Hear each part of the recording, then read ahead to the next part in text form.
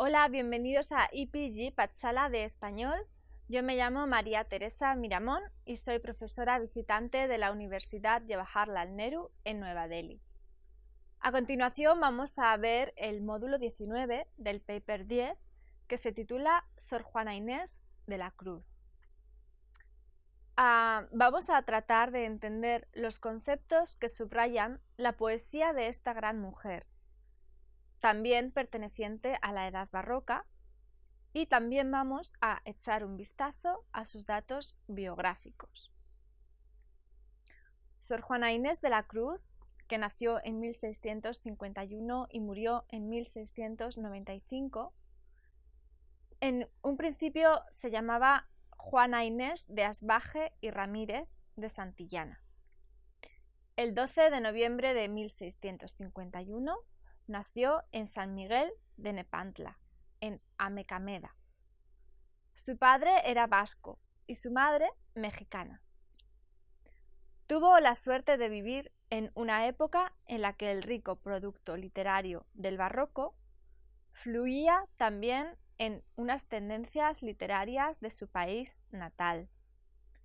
Se crió en la casa de su abuelo materno, Pedro Ramírez, en la hacienda de Panoayán.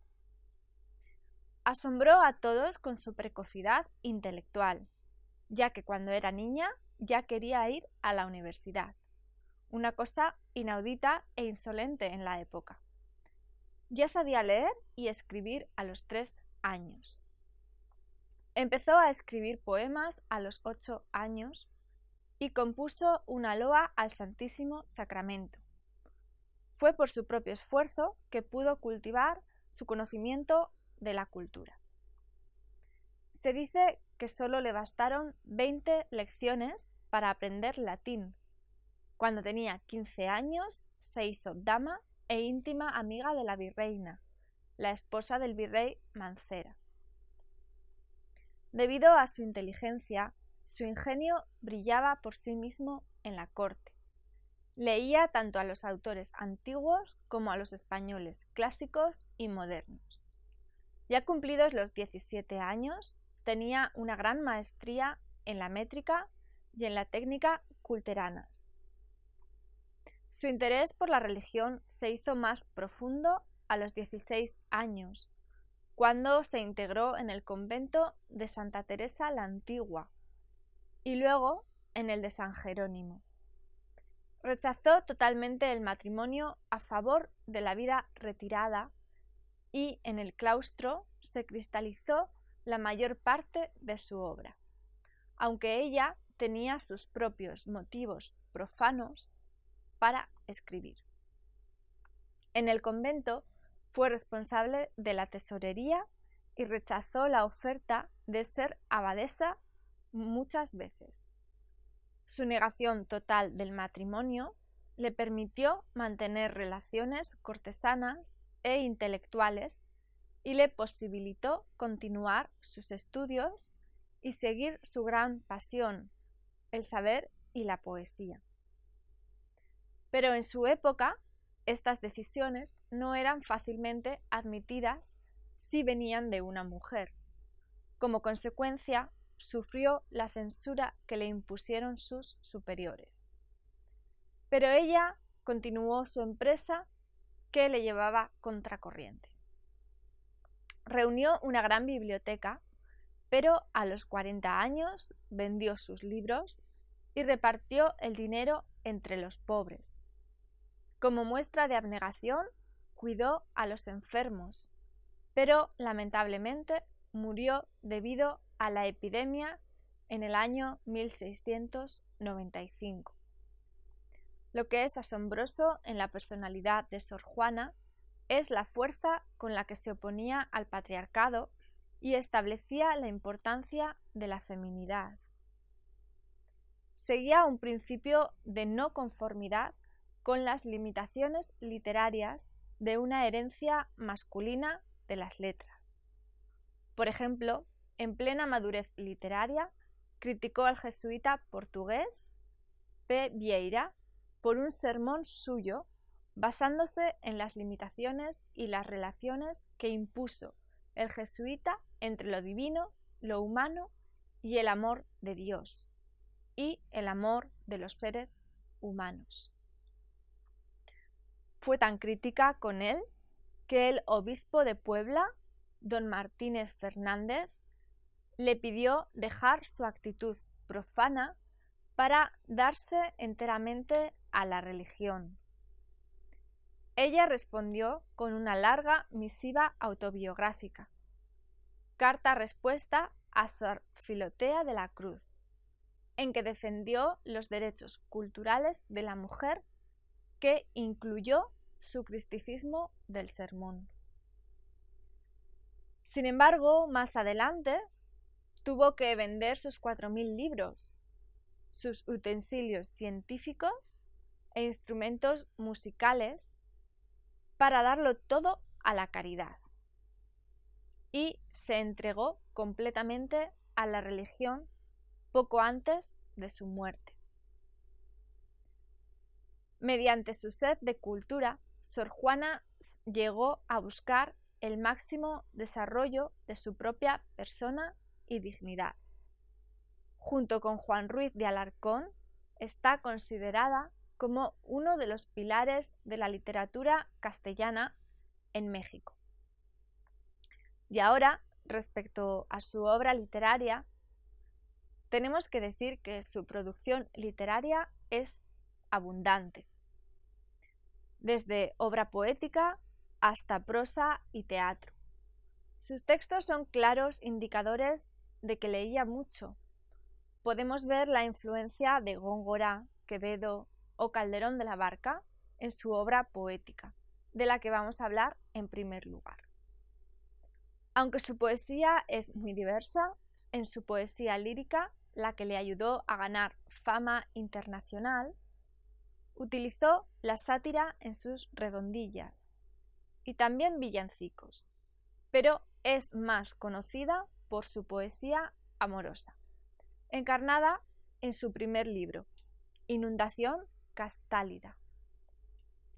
Como aludimos antes, su estilo tenía influencias de los rasgos estilísticos de los poetas españoles del siglo XVII y todavía del siglo XVI.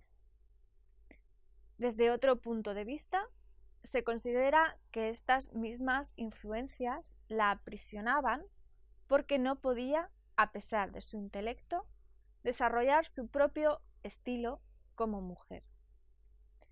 Destrozar las raíces de la literatura mexicana de la época, que traía la mayoría de sus ideas desde España, hubiera sido imposible porque implicaba la destrucción de las bases del Nuevo Mundo.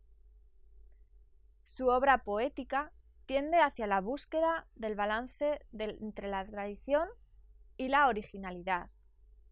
Como Quevedo, ella también vacila entre las ideas establecidas de la época y las respuestas que encuentra en lo profundo de su espíritu. Estos dos lados jamás se mezclan. Las palabras que utiliza ella son extraordinariamente originales y sencillas, y muchas veces está cautivada con el concepto de la realidad de su tiempo. En cuanto al tema del amor en su poesía, el tratamiento que le da Sor Juana no es distinto de la tradición barroca para tratar este tema. Hemos estudiado en detalle en el capítulo anterior cómo se llega a considerar el amor como un sentimiento paradójico, trazando una conexión entre la tradición renacentista del amor hasta los tópicos comunes barrocos. Nuestra escritora se ha movido dentro de los mismos temas. Sor Juana conocía muy bien el concepto de realidad que prevalecía durante esta época.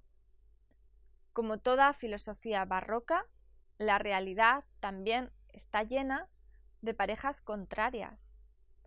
Recuerden lo contrario en el amor, como la dulce pena, etc. Si por un lado se encuentra la vida, seguro que por el otro lado estará la muerte. Para los autores y poetas barrocos resulta difícil aceptar esta contradicción. Y ella utiliza la naturaleza como un tropo literario para diferentes objetivos, como podemos ver en el siguiente soneto. Rosa divina, que en gentil cultura eres con tu fragante sutileza, magisterio purpúreo en la belleza, enseñanza nevada a la hermosura, amago de la humana arquitectura, ejemplo de la vana gentileza, en cuyo ser unió naturaleza, la cuna alegre y triste sepultura. Cuán altiva en tu pompa presumida, soberbia el riesgo de morir desdeñas, y luego, desmayada y encogida, de tu caduco ser das mustias señas. ¿Con qué conducta muerte y necia vida, viviendo engaños y muriendo en señas? Este soneto fue editado bajo el epígrafe de En queda moral censura a una rosa y en ella a sus semejantes. Es un estilo que recuerda mucho a Góngora y es también el tema predominante de la fugacidad del tiempo. La rosa se utiliza para servir de comparación para sí misma y a lo mejor también para otras mujeres.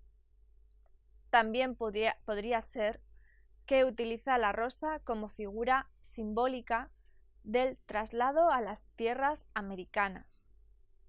El último verso tiene un fin didáctico moral con todos los ingredientes del barroco. A grandes rasgos, el poema quiere decir que todo arte es también transitorio y si se vale algo es solo para servirse de instrumento para decir verdades anteriores y posteriores. Sor Juana también dice en Sor Filotea que el poema es nada más que la aptitud bendecida de algunas personas para entender la rima y el metro. Sin embargo, es esta aptitud que les permite denunciar lo vacío de todo arte y toda vida, mediante el uso del metro y la rima en los poemas de la época barroca. En otros poemas muestra cómo las palabras pueden ayudar a un poeta a desenmascarar el vacío de la realidad. Por ejemplo, en este que vamos a leer a continuación. En perseguirme, mundo, ¿qué interesas? ¿En qué te ofendo cuando solo intento poner bellezas en mi entendimiento y no mi entendimiento en las bellezas? Yo no estimo tesoros ni riquezas, y así siempre me causa más contento poner riquezas en mi entendimiento que no mi entendimiento en las riquezas. Yo no estimo hermosura que vencida es despojo civil de las edades, ni riqueza me agrada fe mentira, teniendo por mejor en mis verdades consumir vanidades de la vida que consumir la vida en vanidades.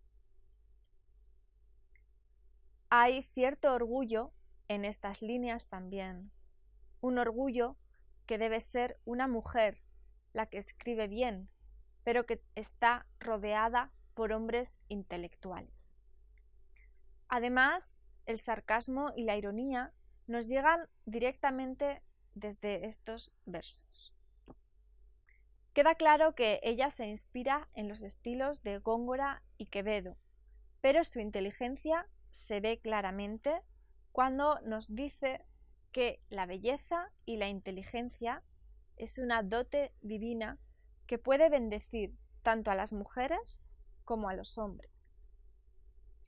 Es una línea, queda claro que ella se inspira en los estilos de Góngora y Quevedo, pero su inteligencia se ve claramente cuando nos dice que la belleza y la inteligencia es una dote divina que puede bendecir tanto a los hombres como a las mujeres. Es una línea de pensamiento que nadie en el barroco había trazado antes por razones claras, pero esto no hace de su poesía una aventura mística, sino una poesía dotada de realismo. Su soneto, A su retrato, se dirige a sí misma y revisa el concepto antiguo del sentido. Ella se ve en un retrato, pero no está segura si a la que ve es ella misma. Quiere decir que su concepción de sí misma es distinta de lo que ve reflejado. Por ejemplo, este soneto, además, está escrito de forma clara y concisa.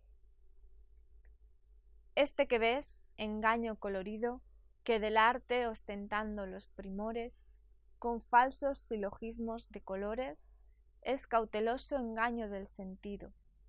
Este, en quien la lisonja ha pretendido excusar de los años los horrores, y venciendo del tiempo los rigores, triunfar de la vejez y del olvido, es un vano artificio del cuidado, es una flor al viento delicada, es un resguardo inútil para el hado, es una necia diligencia errada, es un afán caduco y bien mirado, es cadáver, es polvo, es sombra, es nada. Este poema está escrito en un momento de revelación personal angustiosa. En este soneto, ella siente una doble soledad. Primero, de ser una mujer, y segundo, de ser una mujer que se educa a sí misma. Como ella misma dijo, ella fue una niña solitaria, pasando su tiempo entre libros, leyendo poemas y mirándose en los espejos. El tema del espejo y la imagen que produce es muy común en el barroco. Muestra el triunfo de los ojos sobre el tacto. Es más, la apariencia no es lo mismo que la concepción de la apariencia. Cuando el sentido es engañoso, no hay mucho en lo que uno pueda confiar. Esto resulta en una soledad muy profunda. Uno se siente solo en el mundo sin nada ni nadie. Aunque algunos dicen que Sor Juana es, en muchas maneras, una poetisa gongorina, resulta clave por el desarrollo de su propio estilo metafórico. Sus romances son ingeniosos y han sido alabados por varias generaciones de críticos. En la segunda mitad del siglo VIII ya está en pleno declive la rica polimetría que utilizaron hasta entonces. En esta época ya está en pleno declive la rica polimetría que utilizaron hasta entonces los poetas en sus obras y en el teatro. Dotada de una tradición muy rica, Sor Juana mantenía la plenitud de sus estrofas y versos. Lo sorprendente es que en la poesía religiosa, en la que ella hace la mejor mezcla de versificación, su ejemplo influyó en las obras de otros poetas y autores mexicanos a finales del siglo XVII y a principios del siglo XVIII. Su verso preferido era el octosílabo y lo utilizó en romances, décimas, quintillas y redondillas. También experimentó con la métrica de muchas versificaciones, como el decasílabo dactílico, y utilizó los endecasílabos y heptasílabos en sus sonetos, siguiendo el tono barroco. El tema que domina casi todos sus poemas es el amor. Dice que ama y fue amada, pero como afirma en la carta, todos sus poemas, salvo Primero Sueño, no están basados en acontecimientos veraces. Sus poemas amorosos están llenos de autenticidad formal que nos recuerdan a Góngora y a veces también a Shakespeare. Además, su erotismo también tiene un carácter muy intelectual, como por ejemplo en el siguiente poema. Esta tarde, mi bien, cuando te hablaba, como en tu rostro y tus acciones vía, que con palabras no te persuadía, que el corazón me vieses deseaba.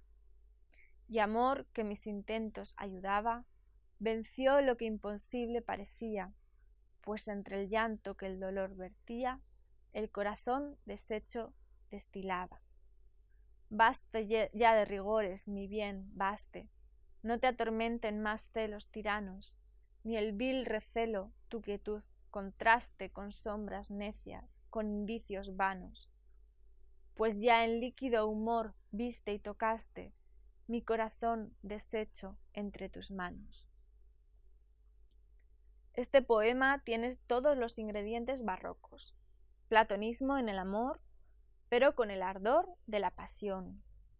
No obstante, aunque no es una escritora mística, para ella el amor concreto e ideal también es el amor divino. En sus poemas la divinidad es abstracta, porque Dios es un concepto, ya que, como los místicos, la confusión entre lo celeste y lo terrenal es lo que da lugar al erotismo en sus poemas. En definitiva, este tipo de amor es el amor racional para ella. Como ella misma afirma, la mayoría de sus poemas amorosos los escribió porque se lo pidieron sus amigas, y ella se lo tomaba solo como un ejercicio intelectual, nada más. Pero encontramos un tema muy diferente en su poema Primer sueño.